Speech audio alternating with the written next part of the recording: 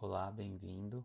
Nesta aula veremos os elementos básicos para a construção de um gráfico de dispersão com o matplotlib.pyplot. Os gráficos de dispersão são utilizados normalmente para analisar a relação entre variáveis ou analisar a concentração e dispersão dos dados em algum ou alguns pontos. Vamos importar os módulos para a aula.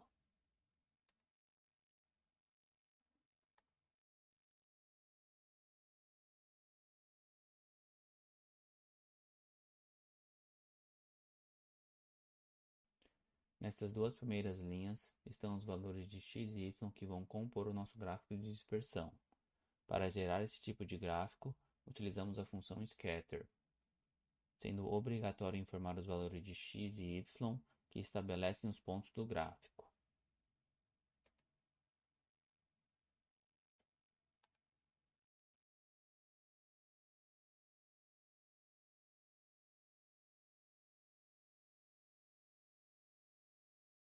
Além dos dois parâmetros obrigatórios, um outro que é opcional mas pode ser útil é o marker, que nos permite escolher a forma do marcador. Uma situação comum em que ele é utilizado é quando temos dois conjuntos de dados que queremos incluir no mesmo gráfico. Neste exemplo temos este primeiro conjunto e este segundo. Vamos primeiro gerar um gráfico apenas com este primeiro.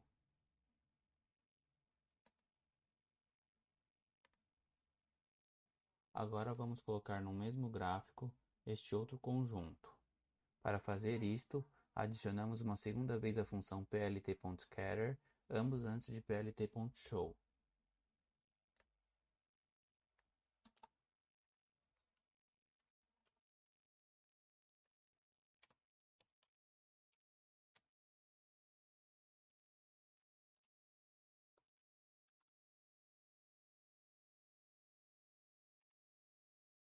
Nesse caso, precisamos colocar uma legenda para que seja possível entender o gráfico.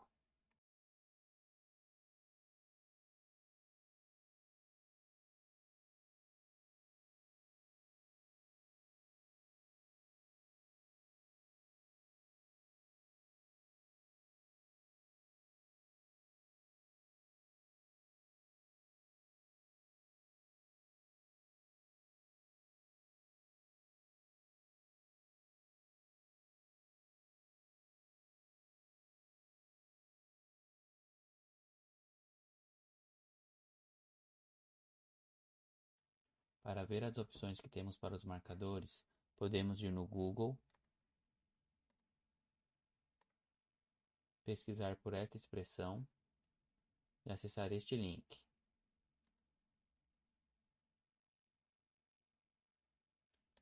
Aqui temos uma lista com as opções. No nosso exemplo, utilizamos asterisco e a letra V.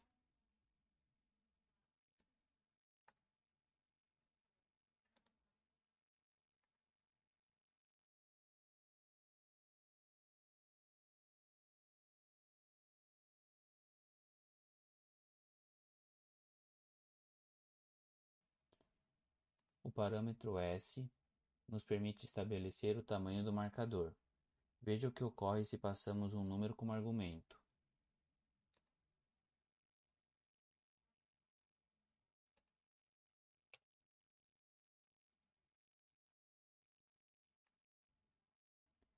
Também temos a opção de passarmos como argumento uma lista ou um outro objeto de tipo análogo, em que o número de elementos deve ser a quantidade de dados a serem plotados. Podemos, por exemplo, passar esta lista T para o parâmetro S. Note que o número de elementos desta lista é igual à quantidade de pontos que colocaremos no gráfico. Vejamos o que ocorre.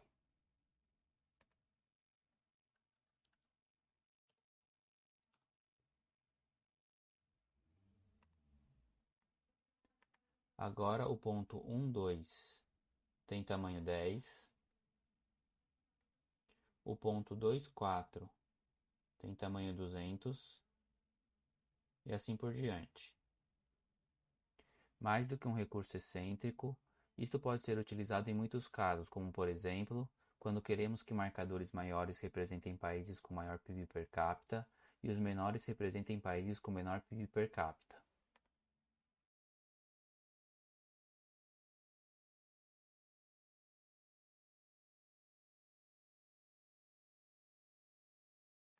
Um outro parâmetro opcional é o alfa, que nos permite controlar a transparência dos marcadores. Podemos passar para este parâmetro números no intervalo entre 0 e 1, sendo que valores mais próximos de zero tornam os marcadores mais transparentes. Para este exemplo, vamos importar alguns dados gerados aleatoriamente que constam neste arquivo Excel, arquivo 23, apenas para gerarmos o gráfico.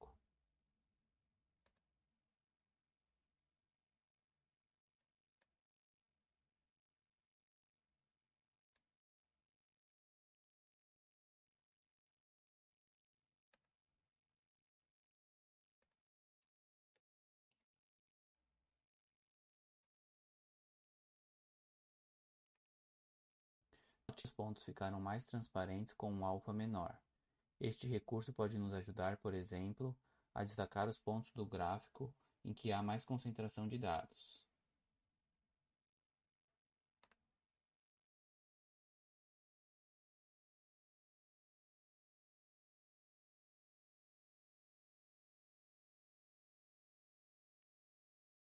Um outro parâmetro opcional comumente usado é o parâmetro C, que nos permite escolher a cor dos marcadores.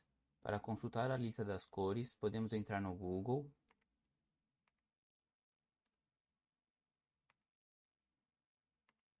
digitar esta expressão e acessar este link.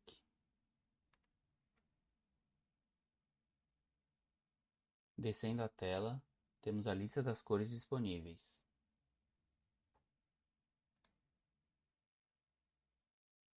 No nosso exemplo, utilizaremos esta cor magenta.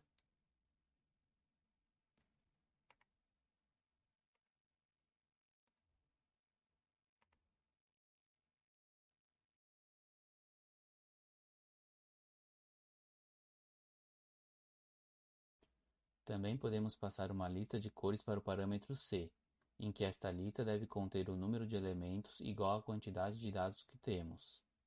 Neste caso, temos 5 elementos de x e y. Então nossa lista de cores precisa conter 5 cores. Com isso, os marcadores terão as cores que escolhemos com uma correspondência entre a ordem das cores colocadas e os dados de x e y.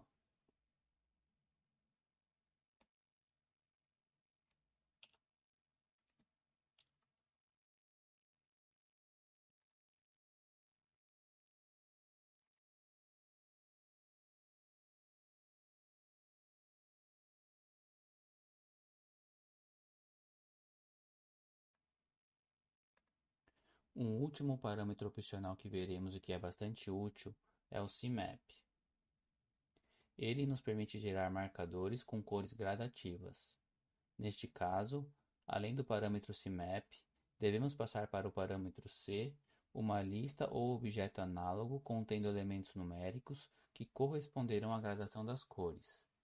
Neste exemplo, como temos 10 pontos de x e y, a lista que passaremos para o parâmetro C contém 10 elementos numéricos. Vejamos o que acontece.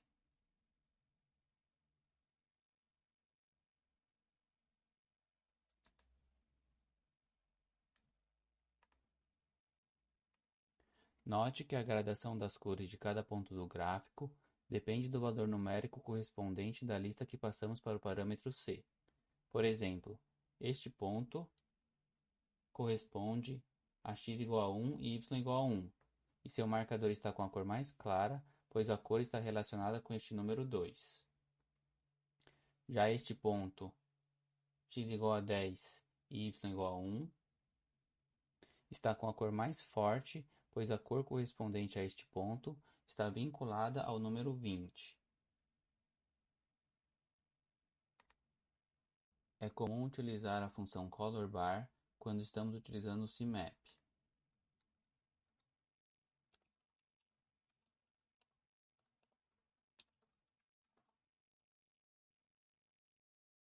Aqui temos uma espécie de legenda para a gradação das cores dos marcadores.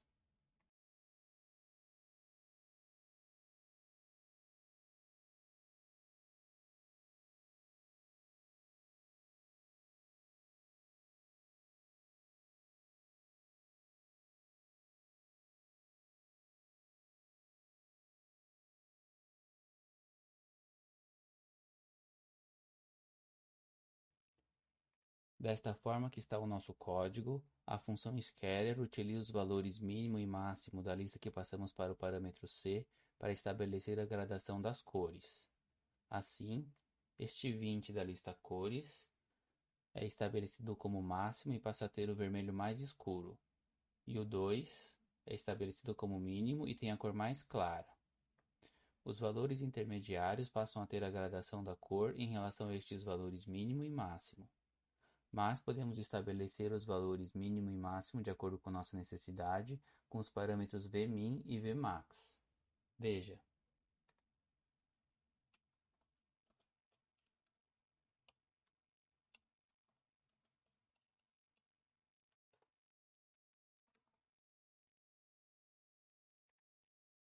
Note o que ocorre com este último ponto mais escuro quando colocamos Vmax igual a 50.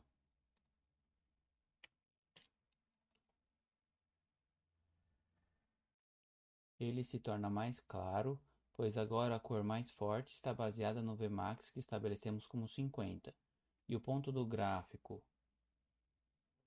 correspondente a 20 na lista cores está com esta gradação.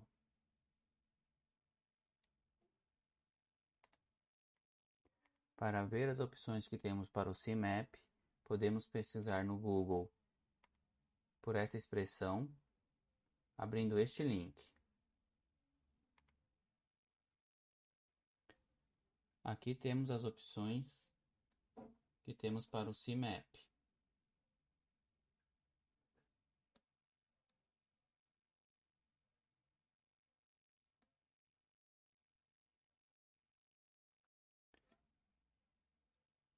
Neste nosso primeiro exemplo, utilizamos este Reds. Vamos ver um segundo exemplo utilizando este Cool Warm para situações em que temos um elemento central e diferentes gradações conforme nos afastamos do centro.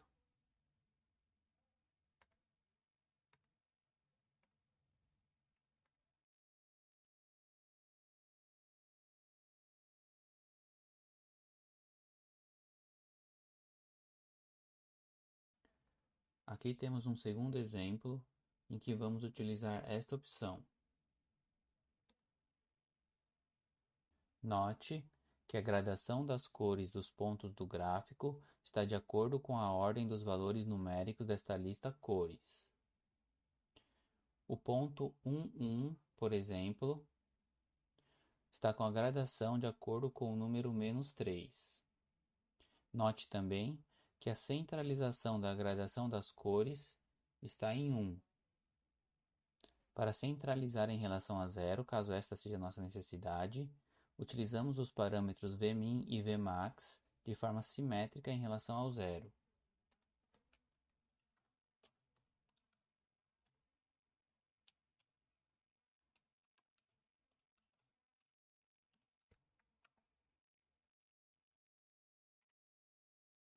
Às vezes, pode ser útil formatar esta barra. Vejamos algumas opções.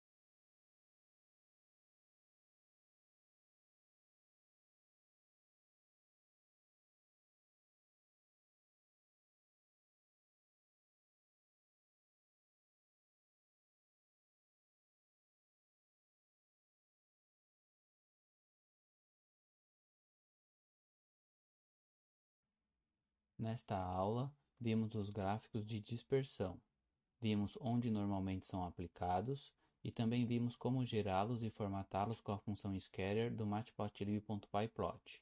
Então era isso, até a próxima.